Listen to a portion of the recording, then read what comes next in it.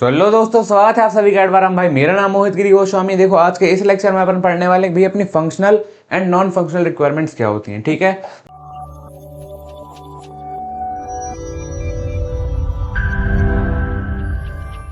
देखो last lecture में अपन ने समझ लिया था कि यार सॉफ्टवेयर रिक्वायरमेंट क्या होती है। आज अपन उसके दो टाइप्स देखने वाले हैं।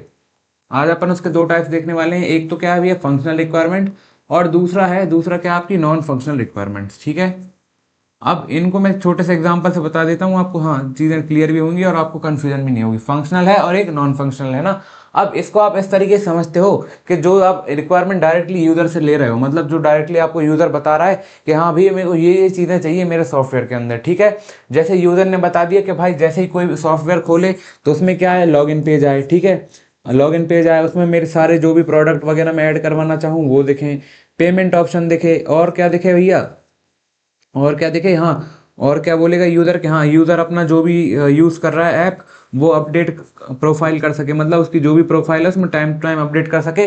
तो ये क्या है, एक मोटी मोटी नीड्स है। कौन बता रहा है अपने को, यूज़र बता रहा है, मतलब सॉरी जिसको सॉफ्टवेयर बनवाना है वो बता रहा है कि हाँ ये चीज़ें मेरे सॉफ्टवेयर में होनी चाहिए। तो ये मेरी कौन सी रिक्वायरमेंट है भैया, एक तरीके से फंक्शनल रिक्वायरमेंट है। अब नॉन फंक्शनल रिक्वायरमेंट में क्या आता है कि ये मुझे एक तरीके से यूज़र कभी कभार बता भी देता है, नहीं बताता तो भाई मुझे खुद के मन से करनी पड़ती है। उसमें क्या होगा, अब देखो लॉगिन कर रहा है तो यूज़र के जो भी मेरा डाटा है वो डाटा कैसा रहना चाहिए भैया, सेफ। तो ये किसकी जिम्मेदारी है, मेरी जिम्मेदारी है कि यूज़र ये मुझे नहीं भी बता रहा है तो मुझे करना है। तो ये कौन सी मेरी रिक्वायरमेंट है भाई, नॉन फंक्शनल रिक्वायरमेंट। अब जैसे कि अब यूज़र कोई पेमेंट करवा रहा है तो पेमेंट 2 सेकंड के अंदर होकर उसका सारा डाटा शो कर दे कि हाँ पेमेंट हो चुकी है। तो ये सारी चीज़ें कौन, यूज़र नहीं बता रहा बट फिर भी मुझे कर रहा हूँ। तो ये मेरी कौन सी रिक्वायरमेंट होती है, इस तरीके की नॉन फंक्शनल रिक्वायरमेंट। ठीक है, तो फंक्शनल भी अपन को थोड़ी थोड़ी समझ आ गई है भैया, और नॉन फंक्शनल भी थोड़ी थोड़ी पूरी पूरी सी समझ आ गई लगभग, है ना। अब इनकी अपन थ्योरी देख के इनको अच्छे से क्लियर कर लेते हैं। ठीक है, थ्योरी में क्या है, functional requirement describe what the system should do. Functional requirement में ये बताता है कि मतलब हाँ कि सिस्टम को क्या काम करना चाहिए एक तरीके से। हाँ, वो बताता है कि मेरा सिस्टम इस तरीके से डिज़ाइन होना चाहिए और उसको ये काम परफॉर्म करने चाहिए। मतलब एक मोटा बता देता है कि हाँ भैया ये काम होने चाहिए, है ना। अब क्या बोल रहा है, दे define the function and feature of the software.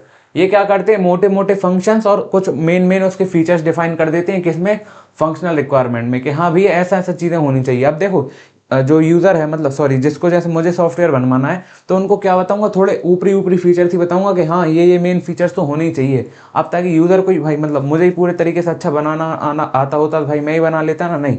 तो अब जो अंदर की चीज़ें हैं ना वो किसको समझनी पड़ेंगी, प्रोग्रामर को। तो वो कौन सी कहलाएंगी भैया, मेरी नॉन फंक्शनल रिक्वायरमेंट। ठीक है, अब they specify input processing and output of the system. ये स्पेसिफाई कर देते हैं भैया उसमें इनपुट्स क्या क्या आएंगे, प्रोसेसिंग क्या क्या होगी चीज़ों की, और आउटपुट क्या मिलेगा अपन को सिस्टम से, है ना। तो ये अपन को में देखने को मिलती है फंक्शनल रिक्वायरमेंट में, है ना।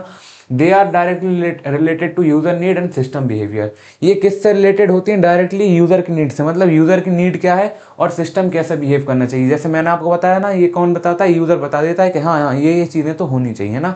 अब इसके एग्जाम्पल क्या है, user can log in log out.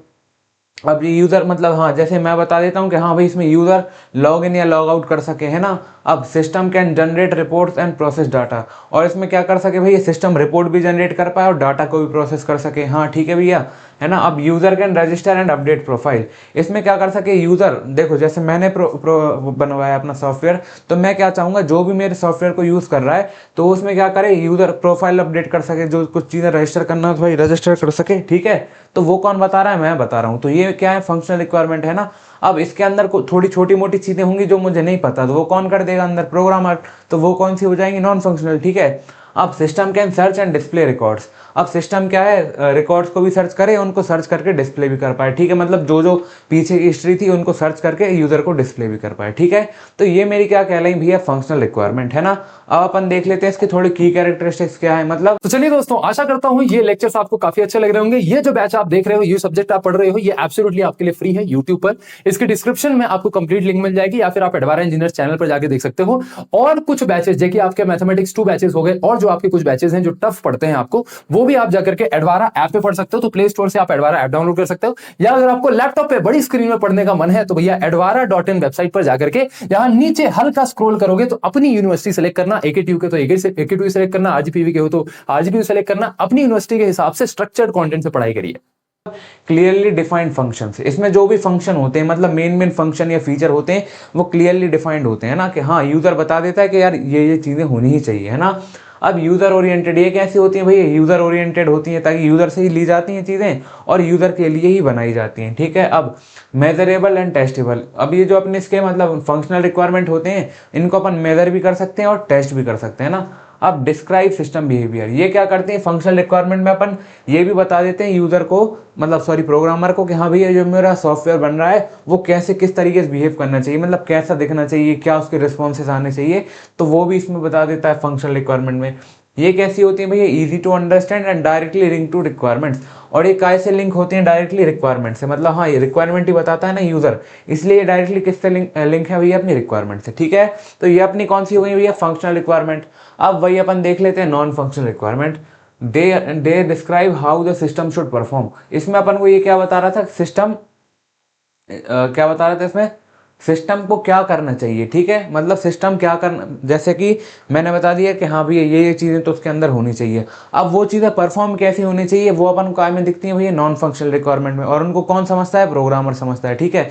अब जैसे मैंने भैया बोल दिया कि हाँ खाने में ये चीज़ें बनाओ, बनाएगा कौन, हलवाई बनेगा, वो कौन सी रिक्वायरमेंट हुई भाई, नॉन फंक्शनल, ठीक है। तो इसमें ये क्या बता रहा है, describe how the system should perform, मतलब सिस्टम को परफॉर्म कैसे करना है ना। दे define quality attributes of the system, मतलब ये क्या डिफाइन करता है, एट्रीब्यूट्स, मतलब एक तरीके से फीचर्स या हाँ प्रोसेस डिफाइन करता है पूरी, कि मतलब सिस्टम काम कैसे करेगा अपना अंदर, है ना। अब यूजर ने तो बता दिया कि हाँ भैया लॉगिन पेज होना चाहिए, ये होना चाहिए, वो होना चाहिए, बट वो अंदर अंदर काम कैसे करेगा वो इसमें आता है अपना नॉन फंक्शनल रिक्वायरमेंट में ना। They focus on performance, security and usability, ये नॉन फंक्शनल रिक्वायरमेंट अपनी काय पे फोकस करती है भैया, परफॉर्मेंस पे, कि हाँ अपने सॉफ्टवेयर की परफॉर्मेंस अच्छी हो, सिक्योरिटी अच्छी हो और उसको यूज करने में कोई अपन को दिक्कत ना आ रही हो, ठीक है। अब दे ensure the system works efficiently and reliably, ये क्या इंश्योर करते हैं कि अपना सिस्टम इफिशिएंटली वर्क करे, मतलब अच्छे से वर्क करे, और हाँ रिलायबली हो, मतलब भरोसेमंद काम करे एक तरीके से, है ना। अब इसके एग्जाम्पल क्या है भैया, system should respond with in 2 second, हाँ जैसे कि अपन ने हाँ कुछ भी चीज़ें उसमें डिज़ाइन कर ली, अब उसमें अपन क्या बोल रहा है कि जिस सिस्टम जो है वो 2 सेकंड के अंदर रिस्पॉन्ड करना चाहिए, मतलब ज़्यादा टाइम नहीं लेना चाहिए। Data should be secured and protected, मतलब जो भी मेरा भी डाटा है वो सिक्योर होना चाहिए और प्रोटेक्टेड भी होना चाहिए ना। सिस्टम शुड बी अवेलेबल 24/7, अब ये क्या मतलब सिस्टम क्या है, अब ऐसा तो नहीं कि भैया रात हो गई तो अपना सिस्टम काम करना बंद कर दिया, सॉफ्टवेयर काम करना बंद कर दिया, नहीं।